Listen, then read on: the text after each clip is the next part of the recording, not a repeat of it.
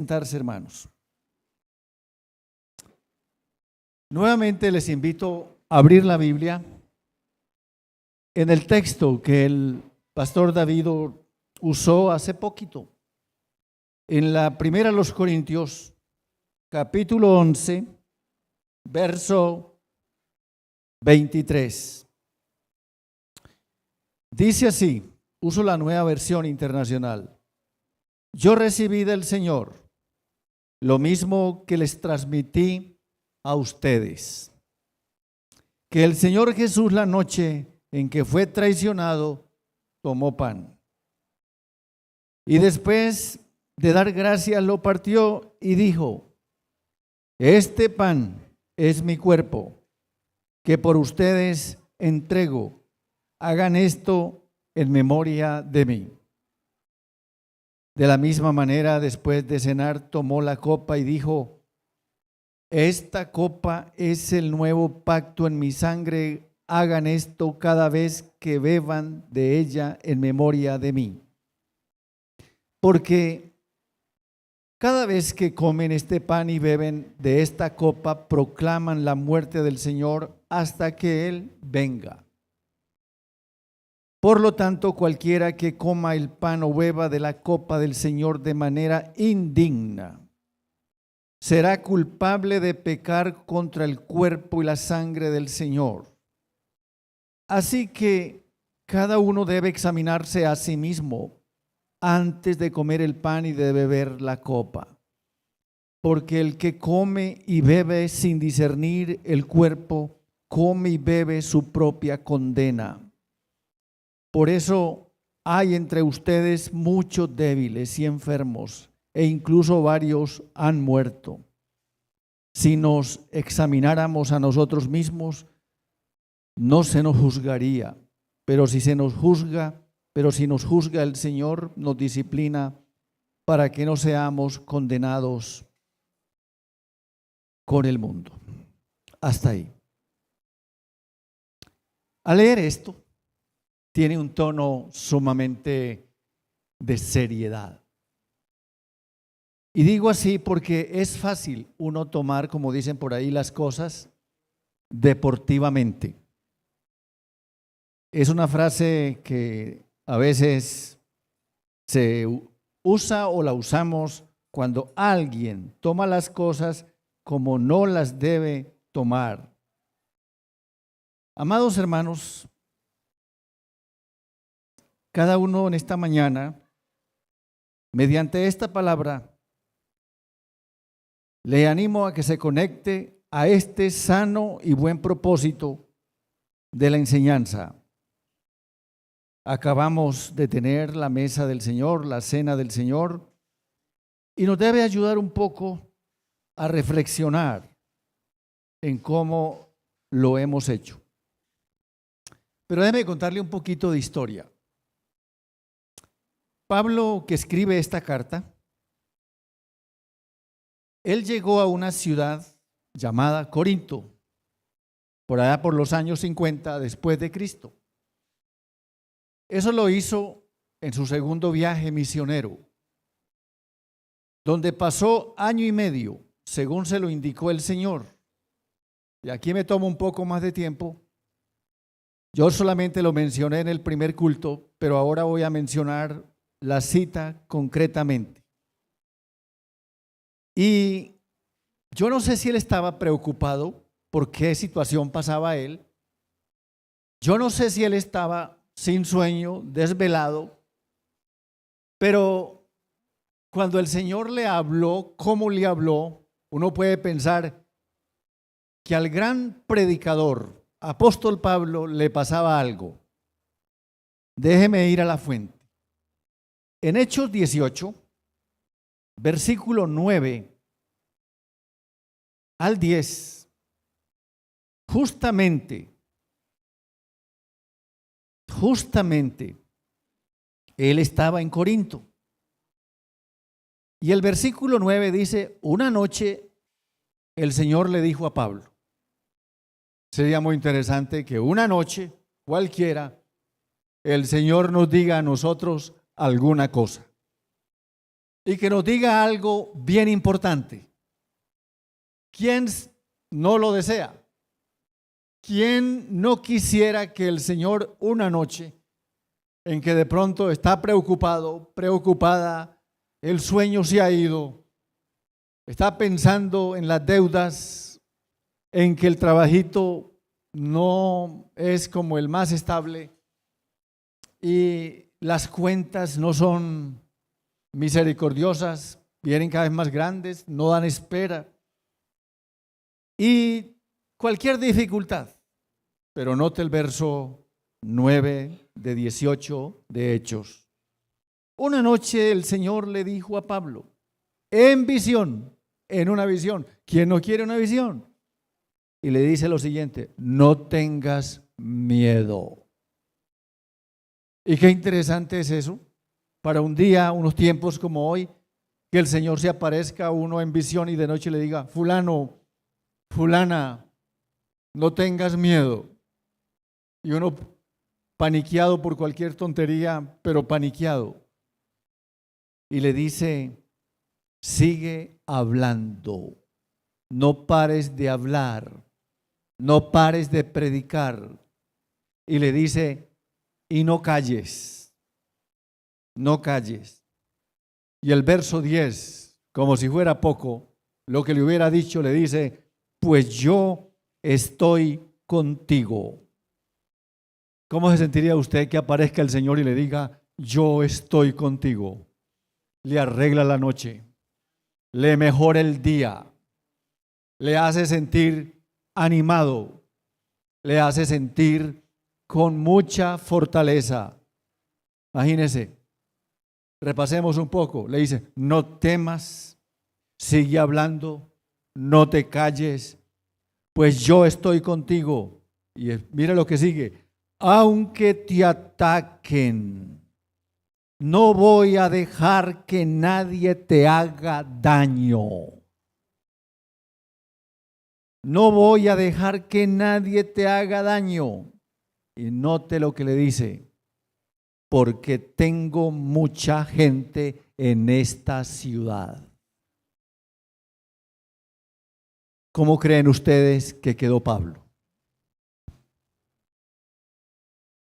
¿Cómo creen? ¿Desanimado? ¿Ah? Debe haber quedado, vea, con el ánimo arriba, con la chispa encendida. Podía haber dicho, esto era lo que yo necesitaba. No sabemos cómo estaba él. Y es en esa ciudad donde se organizó una iglesia, a la cual él escribe 2 cartas que se llaman los Corintios, de la ciudad de Corinto. Bien, pero van a tratar de entender conmigo un poco más por qué el Señor le cargó la pila. ¿Por qué el Señor le cargó la pila con semejante palabra, con semejante mensaje? Porque la situación no era fácil. La ciudad de Corinto estaba ubicada en el sur de Grecia, al oeste de Atenas. Era una ciudad próspera y estratégicamente situada en rutas comerciales. Se dice de esa ciudad que llegó a ser un gran centro comercial internacional, por donde llegaban de todas partes del Imperio Romano de la época. Tenía muchos problemas, como una ciudad situada, por ejemplo, en un puerto y muy industrial, muy comercial. Debido a la depravada religión de su gente, ellos tenían una diosa y tenían incluso la diosa a la prostitución, a la sexualidad. Se convirtió en un centro de terribles formas de inmoralidad. El comercio del sexo, eso no es solamente ahora, era enorme. de modo que el nombre de Corinto vino a ser un refrán designado todo, como todo lo impuro y sensual, y se llegó a denominar, debido a la mala reputación de libertinaje, de actos obscenos, se acuñó el verbo corintizar. Y el verbo corintizar denotaba maldad, denotaba muchas cosas, todo lo del mundo oscuro, lo del bajo mundo. Cuando usted escucha esto, su mente activa puede conectarse a ese montón de periodos de maldad y oscuridad que hemos tenido en esta ciudad. Ha habido, por ejemplo, una lucha en eso de el museo de Pablo Escobar, el comercio de todo ese tipo de cosas, y los extranjeros vienen y visitan eso. Hace por ahí como poco más de un año, 2 años, creo casi, pues había un grupo de hermanos que vinieron a una reunión y me pidieron cómo se podía aprovechar la ruta Pablo Escobar, ir al museo, y me preguntaban por algo desconocido. Y yo no puedo creer que haya personas que estén interesadas en gastar su tiempo y su plata para ir a un objetivo de tinieblas. Uno cuando piensa en eso, uno no quiere sentirse orgulloso de eso. Hermanos, uno no se puede sentir orgulloso de lo que es maligno, de lo que es perverso, de lo que es destructor del ser humano. Y en ese contexto de ciudad nació la iglesia de los Corintios. Ahora bien, esa epístola, esa carta que acabamos de leer, ese pedacito, si uno quisiera ponerle un título, esto no lo dije en la primera reunión, si uno quisiera ponerle un título a esa carta, a esa primera carta, el título sería ¿Cómo corregir una iglesia que todavía tiene algunas acciones mundanas y carnales? Y esto que voy a decir, sí lo dije en la anterior reunión. Todos nosotros venimos de un mundo oscuro de pecado, de un mundo de mucha maledicencia, un mundo pecaminoso. El problema no es venir de ese mundo a la iglesia así. El problema es seguir siendo parte de la iglesia con muchas cosas que se trajo y sin un deseo de despojarse de ellas. Bienvenidos los pecadores a la iglesia, cargados de todo pecado del mundo sin Cristo. Pero tengan en cuenta, al ser parte de la iglesia no es para que continúen contemplando ciertas conductas que no deben contemplar. No deben seguir siendo así. Y es por esa razón que hay que pensar seriamente en este tipo de situaciones. En este tipo de situaciones. Estamos en el proceso de cambio, de regeneración. Ese es el deseo de Dios, que usted y yo estamos en el día a día de mejorar nuestra vida, de que nuestra vida cristiana sea mejor. Pero la cosa se pone fea cuando de pronto usted y yo nos quedamos conformes, tranquilos, frente a ciertas cosas que no debemos estar tan tranquilos. Debe continuar la tarea. Entonces, la iglesia de esa época estaba en el mundo y tenía que estar en el mundo, pero el mundo estaba en la iglesia y no debía ser así. Les repito, para ponerlo en el caso de nosotros, la iglesia que somos nosotros, escuche bien, estamos en el mundo y tenemos que estar aquí en el mundo para alumbrar con la luz de Cristo a ese mundo oscuro. Pero el mundo de pecado no debe estar entre nosotros como iglesia. ¿Lo entendieron, hermanos? El mundo de pecado no debe estar entre nosotros como iglesia. No debe estar. Hay un escándalo permanente, porque todo es igual, no hay diferencia. No, hermanos, debe hacer la diferencia el cristiano o la persona que se acercó a Jesús.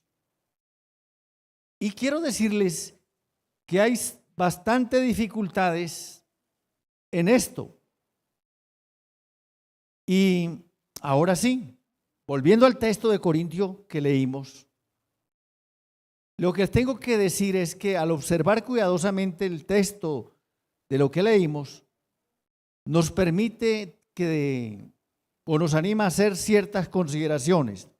La primera es que la visión que tengamos de la iglesia o del cuerpo de Cristo, el conocimiento que tengamos de la iglesia del Señor, determina nuestras conductas o formas de comportamiento hacia el cuerpo, hacia la iglesia. Usted debe pensar cuál es su conducta hacia la iglesia. Dicho más claro, hay hermanos, usted los conoce, y yo sí esperaría que usted no fuera uno de ellos. Hay hermanos que critican fácilmente la iglesia. Que la iglesia no sé qué, que la iglesia esto, que la iglesia aquello, como si ellos no fueran parte de la iglesia. Porque cuando uno critica, uno se excluye. Y eso no es correcto. Eso no es correcto.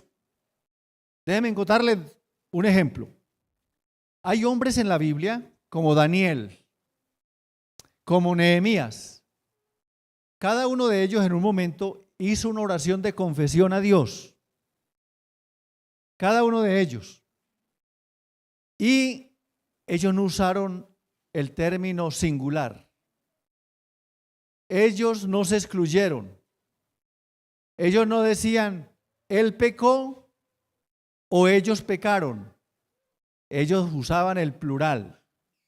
Ellos decían, nos hemos rebelado, hemos desobedecido, nos hemos apartado de tus caminos, no hemos hecho caso a tus mandamientos. Ellos no se excluían. Y cuando les animo que no sean criticones de la iglesia, es porque cuando uno cae en el pecado de la crítica y la murmuración, uno se excluye. Uno se sale como si no fuera parte de la iglesia. Y aquí, hermanos, yo les pregunto, ¿qué es la iglesia? ¿Qué es la iglesia? ¿Nosotros? ¿Y qué más sabe usted de la iglesia? ¿Qué es qué? ¿Es qué? El cuerpo de Cristo, la esposa de Cristo, va a ser la esposa de Cristo. Las bodas del Cordero, según Apocalipsis y según acabamos de cantar. ¿A qué novio le gusta que hablen mal de su novia? Entonces, ¿por qué se habla mal de la novia de Cristo que es su iglesia? ¿Por qué? ¿Por qué causarle mal a la novia de Cristo? Hay conductas con las cuales se le causa mal a la novia de Cristo. Esa es una, la crítica. ¿Cuáles otras conductas creen ustedes con las cuales podemos hacerle daño a la iglesia de Cristo? Piensen. El chisme, más o menos como hermanito la crítica, una calumnia. Cuando usted le hace eso a una persona de la iglesia, está fraccionando el cuerpo de Cristo. Está fracturando el cuerpo de Cristo. ¿Qué sentimiento, qué sensación experimenta usted cuando escucha la palabra fractura? Ve, fulano se fracturó una mano. ¿Qué siente usted? Uf. Los que han sufrido una fractura saben qué es ese dolor. Los que han sufrido una fractura saben qué es eso. Y hermanos, hay conductas que fracturan el cuerpo de Cristo, que lo desgarran. Un chisme bien teso, una calumnia, una murmuración. La Biblia cita el caso de un matrimonio, concretamente Moisés. Él se casó con una mujer que no le cayó bien a sus dos hermanitos. ¿Se acuerdan cómo llamaban sus dos hermanitos? Aarón y María. ¿Qué fue lo que ellos vieron que no les gustó y empezaron a murmurar? ¿Ah? Que era tsunamita. La Biblia dice una palabra clarita. Era cusita. ¿Sabe qué es cusita? Negrita. No, morena no. A los negros no les gusta que le digan moreno. Al negro dígale que es negro. Que era negrita. Este par eran racistas. O sea que este racismo que hoy tenemos no es reciente. Eso es tan antiguo. Y este par se pusieron de racista, no les gustó la cuñada negrita.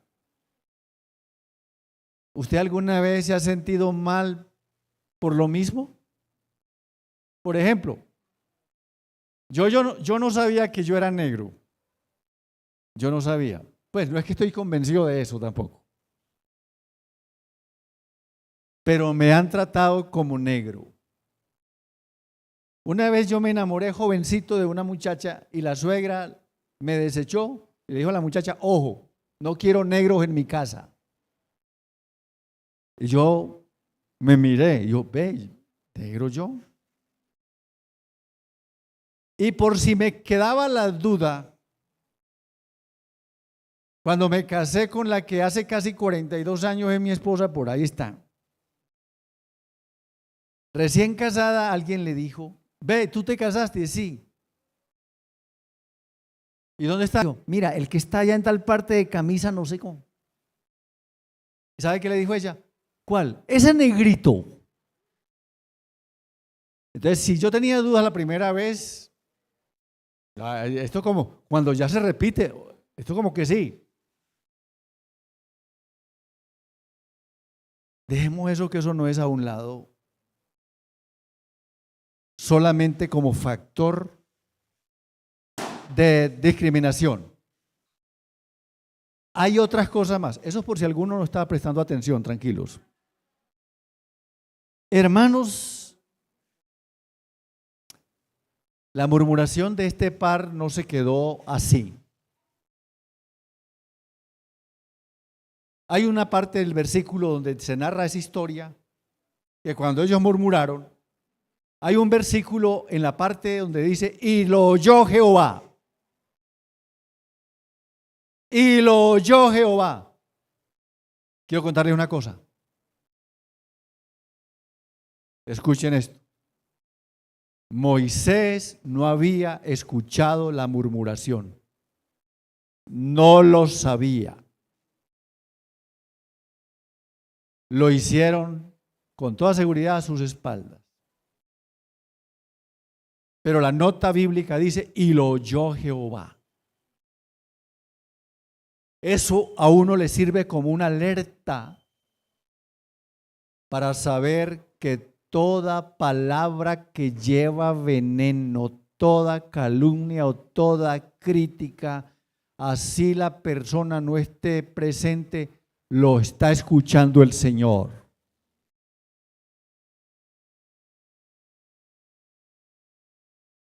Y apareció el Señor, les llamó la atención y les dijo: vengan por favor acá. Y Moisés no estaba ahí poniendo la queja. Y Dios les dijo a los dos: miren, a muchos yo les puedo hablar por visión, por revelación, por lo que sea, pero a mi siervo Moisés, del cual ustedes han hablado, yo le voy a hablar, yo le hablo a él cara a cara. Ustedes han hablado mal de mi siervo. Y aquí viene algo muy interesante. Fueron castigados y Moisés oró por los murmuradores de su matrimonio. ¿Cuántos de aquí oran por los que les calumnian? ¿Cuántos aquí oran por el que murmura de ustedes? ¿Es fácil? ¿Es fácil? No, no es fácil. Hay que orar. Solo que la oración no funciona para todos los casos. Por ejemplo, cuando Jesús enseñó cosas prácticas, Él no dijo de orar por los enemigos. ¿Qué dijo Él? En vez de orar por ellos, ¿qué dijo Él? Ámelos. ¿Y qué es más fácil? ¿Orar por los enemigos o amar a los enemigos? Orar. Orar. Así que no se debe orar por los enemigos reemplazando lo que el Señor dijo. El Señor dijo de amarlos. Ahora sí, si los ama, ore, está bien. Junte las dos cosas. Pero ya pensando en la iglesia del Señor, toda actitud, toda acción que se cometa contra la iglesia se hace por no discernir el cuerpo de Cristo. La palabra discernir significa valorar adecuadamente a la iglesia, a las personas. Eso significa la palabra discernir. Valorar adecuadamente a las personas. De eso se trata. Y siendo así, nos llama la atención que discernir significa analizar bien las cosas, pensarlas bien. En el caso de los corintios, de la iglesia de Corintios, la vida indigna se expresaba en alguna de las conductas inapropiadas y una de ellas era la división. Ustedes a veces notan que en la iglesia se forman como corrillos, cuchicheo y de pasillo y casi no se separan. Bueno, mientras no le hagan daño a nadie, puede ser bien. Pero cuando se juntan para criticar, murmurar al bando o al grupo que no les gusta, eso es muy malo. En lo que Pablo le dice a los corintios, habían divisiones. El uno decía: yo soy de Pablo, el otro soy de Apolos, el otro yo soy de Cefas, otros decían yo soy de Cristo. Y él les dijo: ¿cómo así? ¿Está Cristo dividido? No está Cristo dividido. ¿Qué es dividir? Lo que les decía hace un instante. Partir, quebrar, fracturar, y eso causa dolor. Eso causa dolor. Hermanos, ojalá esta iglesia no pase por lo que otras han pasado. Lo de la división. Cuando un grupo de hermanos se levanta y se divide y se van, eso trae dolor. No solo hay dolor para los que se quedan, También hay dolor para los que se van. No pase por alto las acciones inadecuadas para con la iglesia del Señor. Entonces, esto de dividir, que es fracturar, quebrar, desprender, desgarrar, arrancar y partir, todo eso causa dolor. Y no se trata, porque no se trata de una acción acordada. Es muy distinto cuando se hacen acuerdos. Por ejemplo, hay iglesias que cuando ya no caben en el lugar, dicen, bueno, necesitamos hacer algo para que no pare el crecimiento. Una vez que hacen varios cultos y hasta por ahí pueden haber más alternativas. Una vez que dicen, bueno, vamos a ver qué sector aporta más gente a esta iglesia. Y de pronto hay un barrio donde viene un buen grupo, digamos que vienen 25 hermanos. Ya se le dice mediante acuerdo con ellos, hermanos, tenemos un plan. ¿Qué tal si plantamos una iglesia allá donde ustedes viven? Ustedes son 25. Vamos a empezar una iglesia con ustedes 25 y vamos a evangelizar un poco más ese sector para plantar una iglesia allá. Noten que es muy distinto. No es una división, es algo acordado. Es algo que se ha tratado entre todos. Eso no causa dolor. Al contrario, eso causa ánimo. Eso causa gozo, eso causa demasiado impacto, crecimiento. Así es.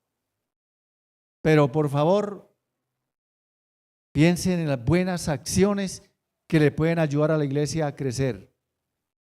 ¿Qué buenas acciones, aparte de tener cuidado con el crecimiento de la iglesia? Tengan pues en cuenta que hoy estamos llamados a tener un cuidado con la iglesia del Señor. Los hermanitos de Moisés se metieron en un problema de murmuración y la pagaron cara. Mire sus conductas, mire sus actitudes. Cuando alguien le traiga una murmuración, un comentario, tenga cuidado.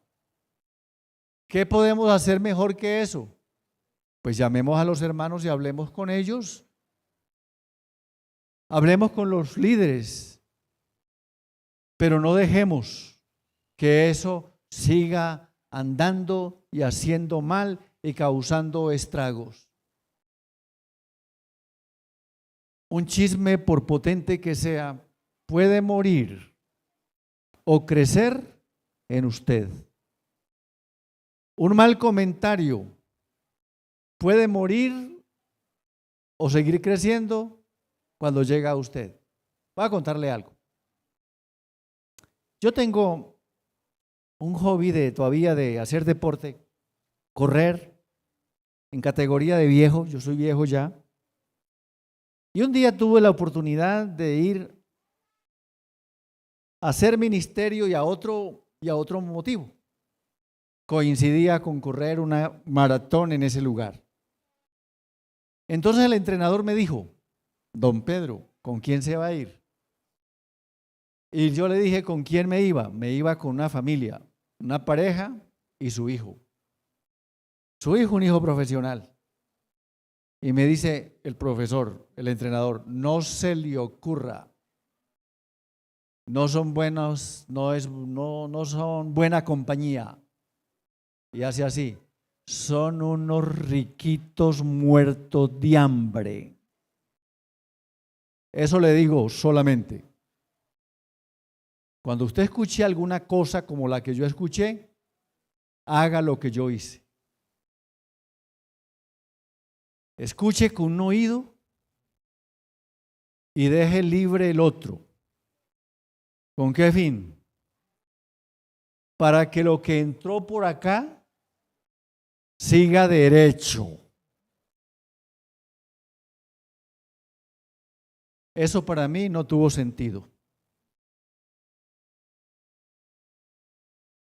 Como a los 2 días, el hombre de esta pareja, de esta familia,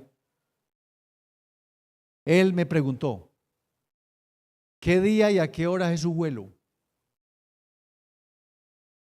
Yo le dije, tal día y a tales horas. Y me dice, lo voy a cambiar, voy a cambiar nuestros vuelos, nuestro día y hora para irnos con usted.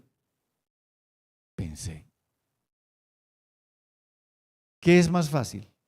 ¿Cambiar uno o cambiar 3? Él me podía haber dicho, cambie usted su vuelo para que se vaya con nosotros. Usted sabe, los que han viajado saben qué es hacer un cambio. Hay algo que se llama penalidad y hay que pagarla. En el momento, la penalidad, bueno, en esa época eran $100 por cambio. O sea que él cambió, hizo 3 cambios por irse conmigo. Yo me quedé sorprendido. Cuando llegamos al aeropuerto, que estábamos en la sala de espera, él llega y dice, y otro compañero que se juntó ahí, dice, don Pedro, ¿y usted fulano? ¿Qué quieren tomar? ¿Qué quieren tomar? Tomen algo, este viaje es largo. Y yo escuchaba y recordaba lo que me dijeron. Quedamos en el mismo hotel. Esa señora, la esposa de él, era pendiente de uno que comía, que no le fuera a afectar el entrenamiento, la competencia. No comían solos, estaban juntos con nosotros. Siempre pagaban y yo dije, un momentico, así no pueden seguir. Déjenme, yo pago esta vez. Todo lo contrario. ¿Y qué día se regresan? Siempre pendiente.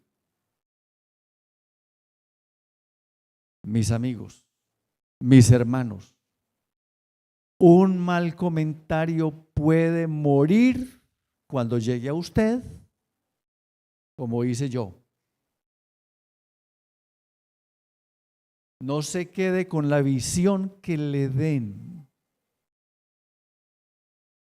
Hay gente que se ha quedado con una mala imagen. Fíltrelo. Es su hermano. Es la iglesia del Señor. Y quiero ir finalizando con la siguiente ilustración. Discernir el cuerpo de Cristo, entonces, es valorar adecuadamente a la comunidad, a la iglesia o a la persona. También dice el Señor, ustedes son miembros los unos de los otros. ¿Usted qué pensaría? Que alguien vaya contra esa columna y le dé cabezazos a esa columna. ¿Usted qué pensaría? Piense lo mismo cuando alguien maltrate uno de sus miembros, como la persona que maltrata su cabeza se acerca allá. No puede decir, está loco, está ardido la ira, comido la ira. Yo tenía un familiar que hacía eso, cuando le daba ira, se daba de cabezazos contra la pared. Yo no podía pensar que estaba loco solamente, estaba enceguecido la ira. Pero hay algo más.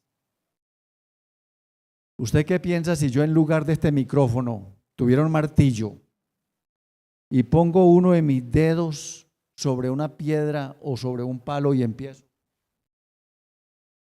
¿Yo haría eso? A menos que tenga los cables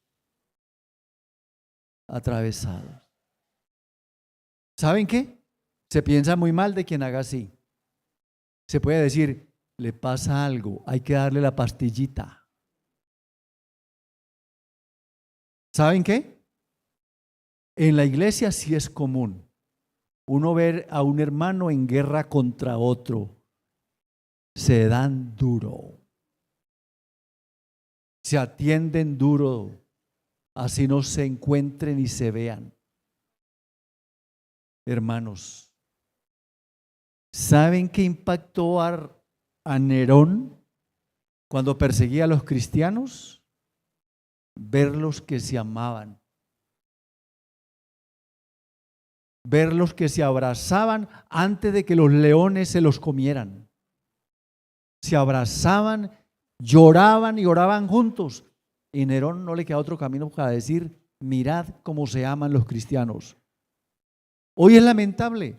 Hace tiempos, miren cómo se matan los creyentes, miren cómo arreglan las cosas.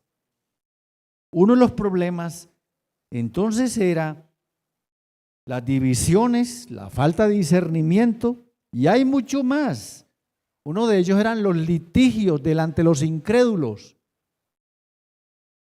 Es bueno cómo arreglan los hermanos los problemas. Yo conozco hermanos que arreglan los problemas ante una demanda, van al juzgado, y qué pena cuando el juez se da cuenta que los que están ahí son cristianos, son de la iglesia.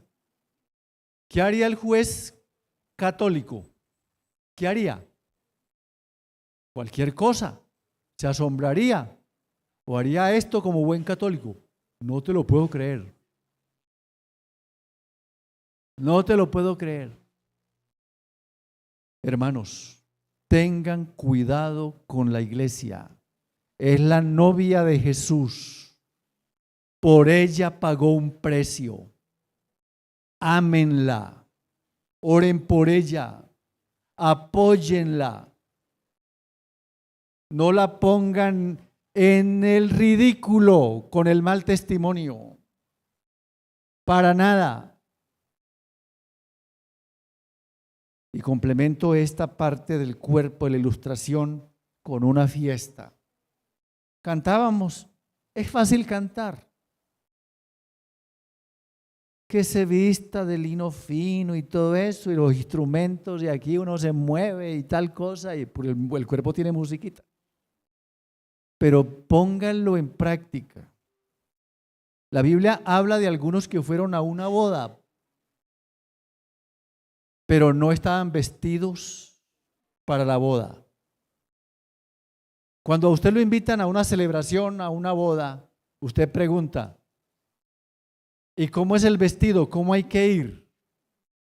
Yo sé que algunos de los que se casan o hacen una celebración así, caen en el máximo nivel de exigencia y dicen: el traje que sea así, no sé qué, y si uno no lo tiene, uno tiene varias opciones: ¿va a alquilarlo o no va? Hombre, pero yo ¿cómo hago? Es mi amigo. No, yo lo alquilo. Yo sé que eso hacen algunos. Yo hasta allá no. Digo: amigo, yo no puedo ir. Y ya con eso es suficiente. Él está en su derecho. Pero es porque no es correcto ir vestido de la manera que no es. En las bodas del Cordero nadie debe estar con un vestido que no es.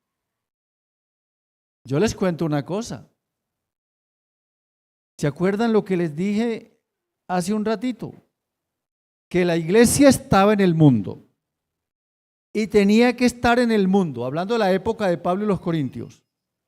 Pero el mundo estaba en la iglesia y no debía ser así. ¿Y saben ustedes cuándo está el mundo en la iglesia? Hoy, y que no debe ser así. Déjenme decirle dos cositas. Si esto le escandaliza o le pone mal, no se preocupe, que yo sigo siendo hermano suyo. No debe estar el mundo en la iglesia. Si a las bodas del Cordero no debe estar mal vestido, debe saber si usted viene a la iglesia con la ropita que no es.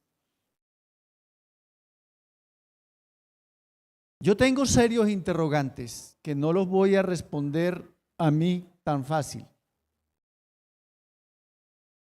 Para mí está bien que el que viene de un mundo sin Cristo vino como vino pero empezó el camino de la renovación y transformación. Lo que no entiendo es cómo alguien que ha sido por Cristo redimido va y copia lo que el mundo sin Cristo tiene. Su forma de hablar, su forma de vestir, sus tatuajes. No entiendo eso. Que venga sin Cristo, tatuado hasta la lengua, que sea así, pero que estando aquí, librecito de eso, solo porque es moda. No, como alguien dijo, a un carro de alta gama no se le ponen calcomanías. Así de sencillo. Amados hermanos, o Cristo nos disipula o nos disipula el mundo sin Cristo. Una de dos. Que el que venga perdido sin Cristo del mundo en pecado encuentre la novia de Cristo representada en un grupo de personas decididas a quedarle bien al novio Señor Jesús que pagó el precio en la cruz del Calvario.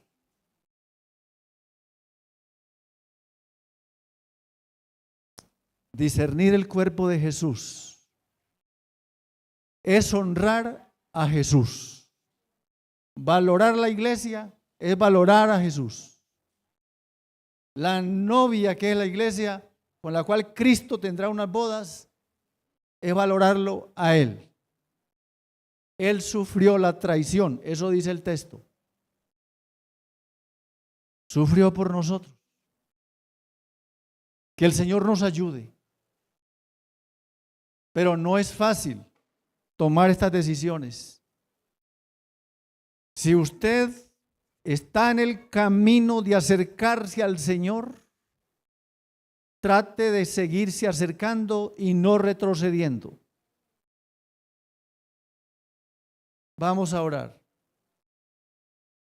Porque de otra manera sería menospreciar